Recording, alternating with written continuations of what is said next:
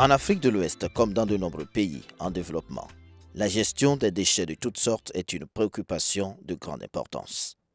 L'atteinte des objectifs du millénaire pour le développement passe nécessairement par la protection de la qualité de l'environnement. La démographie galopante en Afrique de l'Ouest, associée aux impératifs économiques et de développement, génère de nombreux déchets. Le système de gestion de ces déchets et de l'environnement est aujourd'hui loin de donner satisfaction. Le Togo, un petit pays de l'Afrique de l'Ouest, abrite environ 6 millions d'habitants. Les principaux centres urbains avoisinent les 500 habitants au kilomètre carré. Cette densité relative explique l'accroissement de l'insalubrité due à la mauvaise gestion des déchets. Au Togo, comme dans de nombreux pays de la sous-région, en particulier dans les grandes villes, des millions de tonnes de déchets ménagers sont produits tous les ans. Les défaillances dans l'assainissement se remarquent surtout dans l'insuffisance des infrastructures d'hygiène, la divagation des animaux domestiques et la mauvaise gestion des ordures ménagères. Ceci créant ainsi des dangers réels à la santé humaine et à celle de l'environnement. Pour assainir le cadre de vie, il est essentiel d'appuyer techniquement et financièrement les actions d'assainissement ciblées. Les ONG en général jouent le rôle d'éclaireurs, de plaidoyer pour des prises de mesures concrètes en vue de l'amélioration de la situation. Ce qu'on remarque aujourd'hui, la plupart des dépotoirs transitoires ne sont pas aménagés de façon conséquente. Si bien que la prolifération des mouches, des insectes et de certains reptiles au niveau de ces décharges-là est un danger public. Aujourd'hui, à Lomé, nous ne disposons qu'une seule décharge finale. Et cette décharge n'est pas une référence, étant donné qu'elle ne respecte pas les prescriptions réglementaires sur le plan environnemental. Nous avons commencé l'assainissement de la ville d'Amlamé avec la construction de 5 latrines publiques. Nous avons poursuivi par le ramassage des ordures ménagères pour assainir notre ville.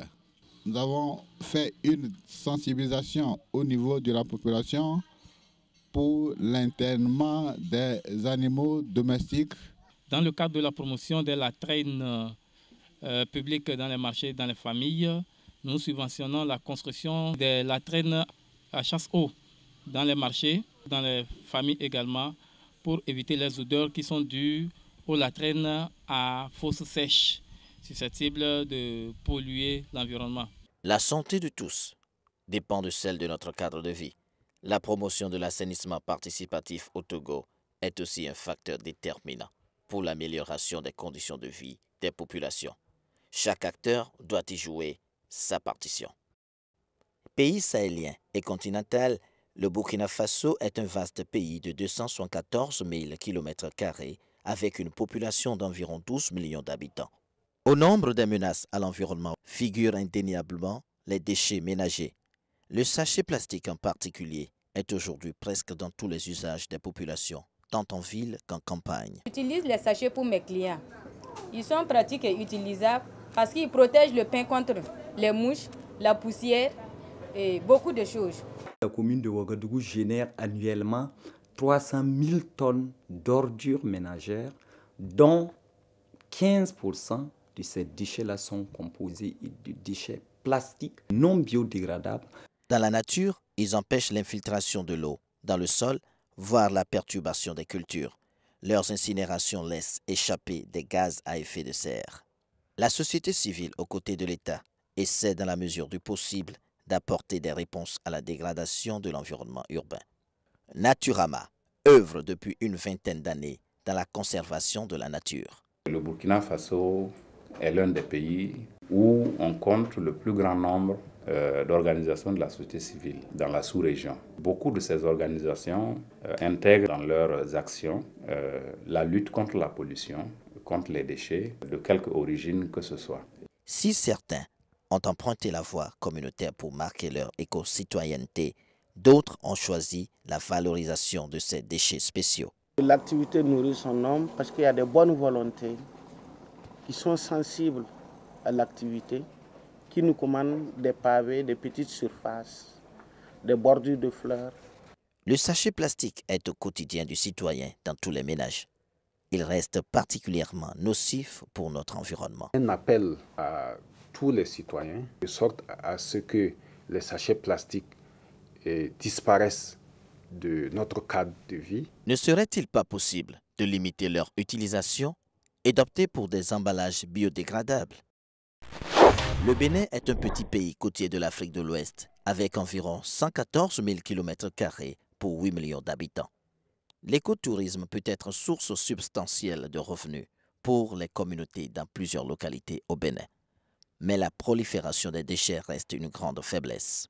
Habituellement, les déchets ménagers produits dans les villages ne bénéficient d'aucune mesure particulière de gestion.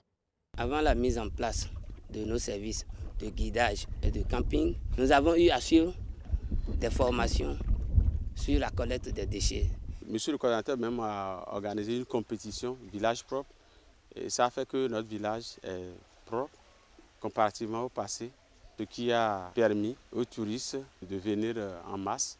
Et en 2009, on a gagné un montant de 6 millions sur les activités que nous menons dans chaque secteur. Et on visitait certains sites aux alentours, donc comme Bopa. On peut tout de suite remarquer les efforts faits donc dans ce village sur la gestion des déchets. Un air magnifique, vivifiant, doux, ça nous change la pollution, tout était beau. L'écotourisme, bien sûr, permet de générer des bénéfices pour les populations locales et en même temps, ces populations constatent qu'on ne peut pas accueillir des visiteurs et gagner l'argent lorsqu'on a des déchets qui ne sont pas bien gérés. Et voilà pourquoi est-ce qu'on s'occupe sérieusement de cette question qui est une grande question de protection de l'environnement. L'écotourisme n'est pas seulement un moyen de génération de revenus, mais surtout de protection de l'environnement immédiat des populations locales. Toujours au Bénin, comme dans la plupart des pays de la sous-région, la pollution environnementale due à l'utilisation abondante des piles jetables chargées des métaux lourds, comme le mercure, le plomb, le cadmium, le zinc et le nickel, reste une préoccupation majeure. La crise énergétique de ces dernières années ne cesse d'aggraver la situation. En Afrique, 100% des citoyens utilisent les piles et les jettent malheureusement dans la nature après usage. À défaut de système de recyclage, les piles après usage sont directement rejetées dans la nature où elles continuent de polluer l'environnement et d'intoxiquer les communautés locales.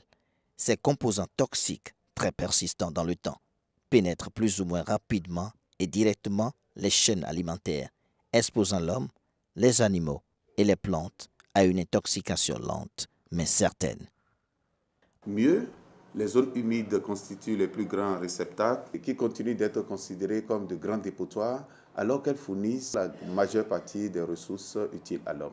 Je mets dans la nature de façon inconsciente toutes ces piles-là, c'est suffisamment grave en jetant les piles à proximité de nos maisons.